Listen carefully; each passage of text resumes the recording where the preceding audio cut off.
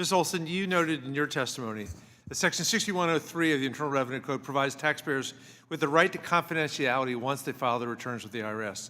And there are only a handful of circumstances in which it's lawful for government officials to disclose or even view a taxpayer's return or information found on a return.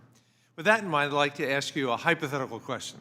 If an unqualified, non-IRS political appointee were granted access to the Bureau of Fiscal Services payment system, and they inspect confidential taxpayer information for political purposes not authorized by law, could that be a crime? If it's not authorized by law, it would be a crime, in my opinion. Could it also be a crime for this individual to share private taxpayer information gleaned from rummaging around the Fiscal Services payment system with his boss, an unelected, unconfirmed billionaire? It would be a crime to share it, to disclose it, yes, to people who do not have authorization to receive it.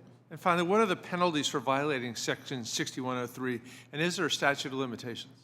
So under 7214, the penalties, as we've discussed earlier, it can be a fine up to $10,000 and then also up to 5 years imprisonment or both. And it is the normal statute of limitation for criminal offenses, 6 years.